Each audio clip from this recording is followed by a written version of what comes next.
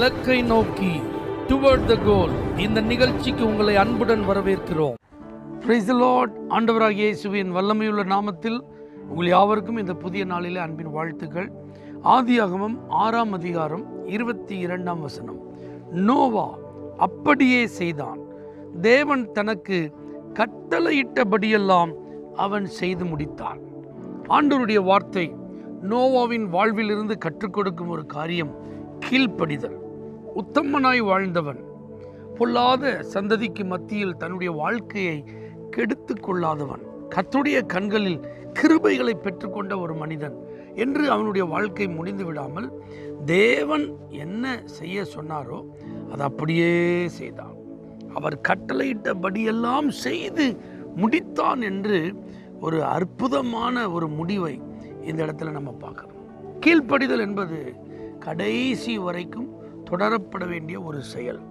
தேவனுடைய திட்டத்தில் இணைந்து செயல்படுவது, தேவனுடைய மனதின் விருப்பத்தை நிறைவேற்றுவது, தேவன் செய்ய சொல்லும் அனைத்து காரியங்களுக்கும் மனப்பூர்வமாய் சம்மதிப்பது, எந்த விதத்திலும் தயக்கமின்றி செயல்படுவது, அதை நிறைவேற்றுவதற்கு ஆயத்தமாய் இருப்பது, இதெல்லாம் நோவாவினுடைய வாழ்வில் இருந்து நாம் கற்றுக்கொள்ளும் ஒரு காரியம்.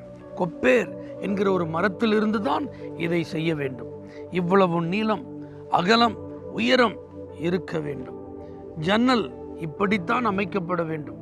மேல்தளம், கீழ்த்தளம், 3ஆம் தளம் இப்படி தான் இருக்கணும். கதவு இப்படி தான் இருக்கணும். எத்தனை மிருகங்கள் சேர்க்கப்படணும், எத்தனை ஜோடிகள் சேர்க்கப்படணும், எப்படியெல்லாம் அவைகள் சேர்க்கப்பட வேண்டும், இவைகள் அனைத்தையும் தீர்மானித்தவர் தேவன். இதில் எதிலையுமே நோவா தன்னுடைய மறுப்பு தெரிவித்ததாக இல்லை, மாற்று கருத்துக்கள் அறிவித்ததாக இல்லை. அதனால தான் அப்படியே அவன் செய்தான், கட்டளையிட்டபடியெல்லாம் செய்து முடித்தான். உத்தமர்களே, கர்த்தருடைய கண்களில் கிருபை பெற்றவர்களே, பொல்லாத சந்ததியிலிருந்து விலகி வாழ்கிறவர்களே, உங்களிடத்தில் தெரியப்படுத்த வேண்டிய தேவ திட்டம் ஒன்று உண்டு. நீங்கள் தேவனுடைய மனதை புரிந்து அதன்படி நடக்க வேண்டும் என்ற விருப்பம் அவரிடத்தில் உண்டு. அவர் செய்ய சொல்லும் அனைத்தையும் மறுக்காமல் செய்யும் மனம் உங்களிடத்தில் இருக்க வேண்டும் என்கிற ஒரு எதிர்பார்ப்பு உண்டு. அவர் சொன்ன அனைத்தையும் தவறாமல் நீங்கள் நிறைவேற்றி முடிக்க வேண்டும் என்று அவர் காத்திருக்கிறார். இதை நாம் செய்வோமானால் அழிந்த அந்த மனுக்குலத்திலிருந்து நோவாவின் குடும்பம் காக்கப்பட்டது.